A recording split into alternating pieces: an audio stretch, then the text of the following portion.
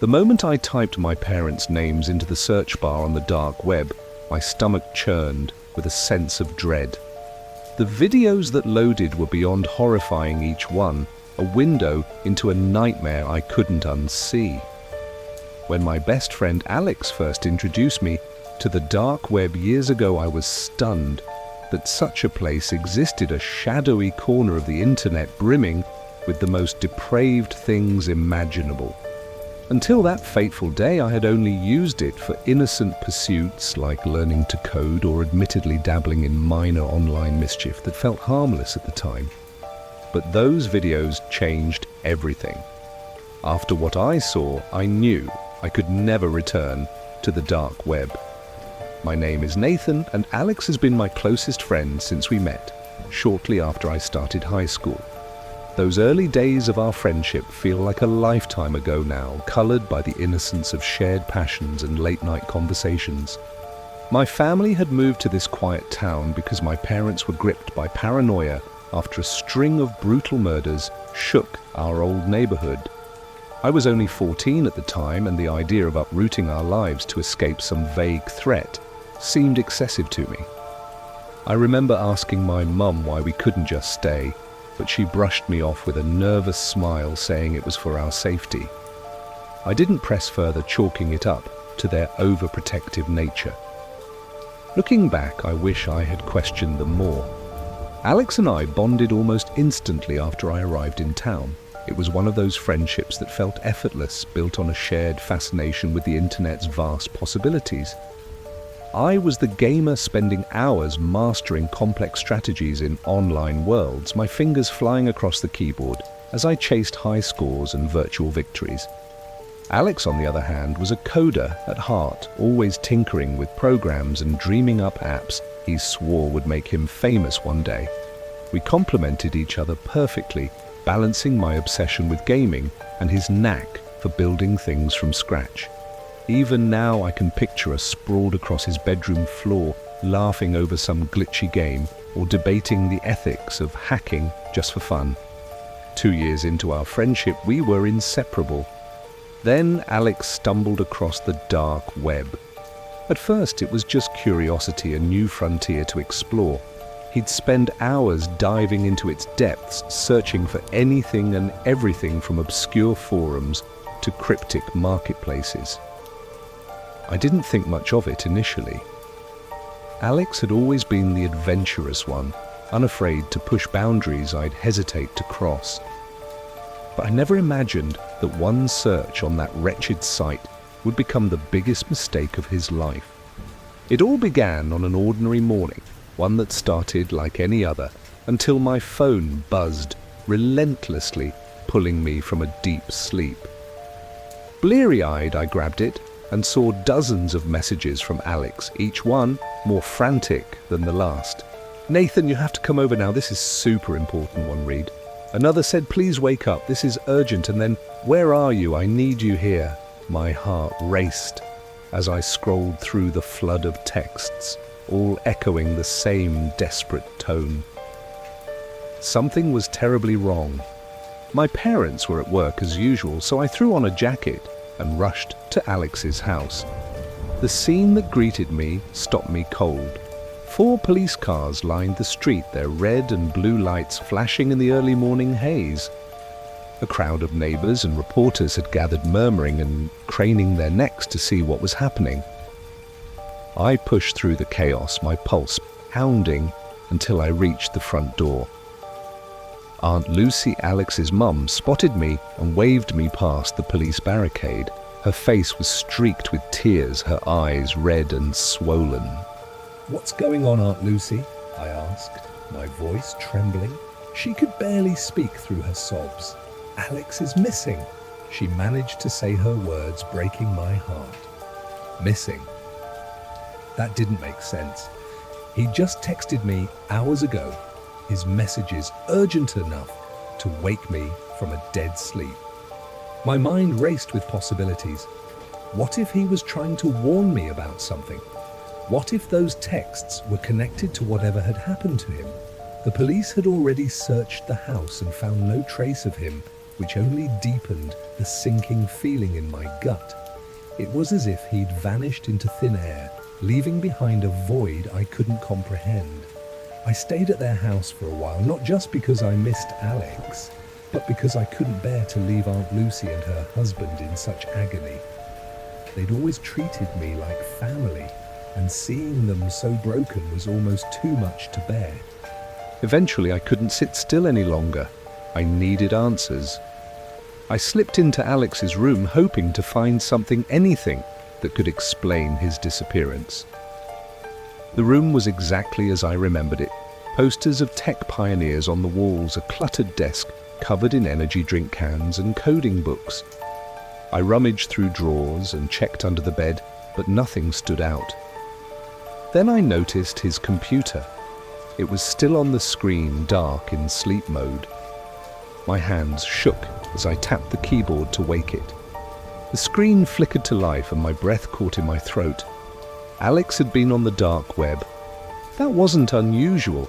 He'd spent countless hours exploring its murky corners. But what sent a chill down my spine was the dozens of incognito tabs open in his browser. This wasn't like him. Alex was meticulous, always closing tabs he wasn't using. I locked the door behind me, my heart pounding, and began clicking through each one. At first, the tabs seemed harmless, filled with the usual cryptic forums and marketplaces, but as I dug deeper, the content grew darker. One tab contained an article about a murder from several years ago. It described a woman found dead in her apartment, her body mutilated, cut into pieces and doused in acid. The gruesome details made my stomach lurch, and the accompanying crime scene photos nearly made me sick. I forced myself to move to the next tab, only to find another article about a different murder.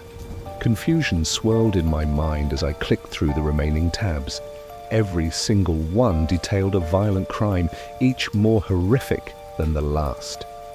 Then I stumbled across a story that hit me like a punch to the gut. It was about a murder from 2 years ago, the one that had claimed our neighbor's life. That was the event that forced my family to flee our old town. My parents had never explained why we left so suddenly, only insisting it was for our safety. I'd never thought to question it further, assuming it was just their paranoia. But seeing that article on Alex's computer sent a wave of unease through me. How did he know about this? I'd never mentioned it to him. It wasn't something I thought mattered. I tried to convince myself it was a coincidence, some quirk of Alex's endless curiosity. But then I saw the last search he'd entered into the browser. It was my last name. Panic surged through me, my mind reeling with questions. Why was he searching for my family? Did he think I was involved in something? The frantic texts from that morning echoed in my head, each one now feeling like a warning I'd failed to heed. I stumbled out of his room, my legs unsteady, and rejoined Aunt Lucy in the living room. "Everything okay, Nathan?" she asked, her voice fragile as she wiped her eyes. "Yeah, I just need to get home for dinner," I mumbled, barely able to meet her gaze. The walk home was a blur, my thoughts a chaotic storm.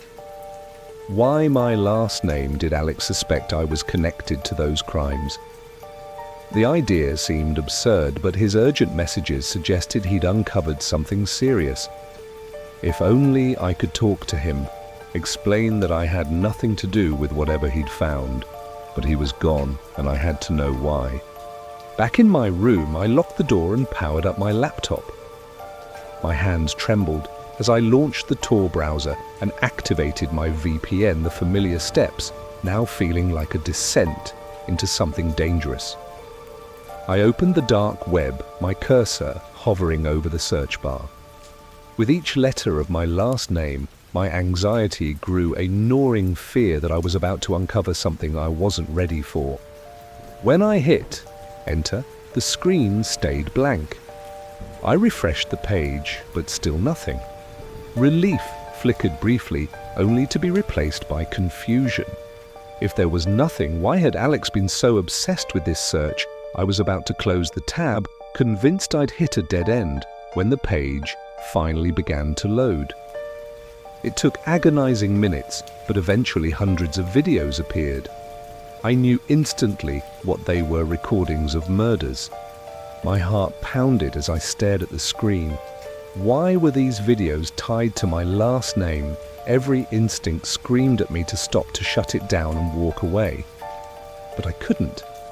Alex's disappearance was linked to this, and I owed it to him to find out why. Steeling myself, I clicked on the first video. The footage opened on a woman tied to a chair in a dimly lit room, likely a basement. Her struggles and terrified screams filled my headphones. I recognized her immediately, our neighbor from 2 years ago. The heart-shaped tattoo on her neck was unmistakable. She thrashed against her restraints, pleading for someone to save her. Then 2 figures entered the frame. At first, their faces were obscured by shadows, but when they turned to the camera, my world shattered. It was my parents. My dad gripped a large knife, its blade glinting in the dim light, while my mum held a smaller one, her expression chillingly calm. They stood there for a moment as if savoring the scene before beginning the most horrific 5 minutes of my life. I watched frozen as they methodically dismembered her, her cries for mercy echoing until they faded into silence. Blood pooled across the floor as she took her final breath. The video ended and another began, automatically showing the same room, the same chair. I couldn't watch anymore. My parents were murderers. The realization hit me like a tidal wave. That was why we'd moved 2 years ago, not because of some vague threat, but to cover their tracks and evade the police. I'd always sensed something was off, but I could never have imagined they were capable of such monstrous acts. All this time, I'd thought Alex believed I was involved in these crimes, but I was wrong. He wasn't accusing me, he was trying to warn me. Those frantic texts were his desperate attempt to protect me from the truth about my parents. As I sat there reeling from what I'd seen, I knew I had to go to the police. I had to tell them everything. But then I noticed something new. A video had just been uploaded to the dark web. My hands shook as I clicked on it, dreading what I might see. The footage showed a young man tied to a chair, a sack over his head. I couldn't tell who it was at first. Then my parents appeared again, their faces cold and unyielding. My dad stepped forward and yanked the sack off the young man's head. For a moment I didn't recognize him. But then his face came into focus and my heart stopped. It was Alex.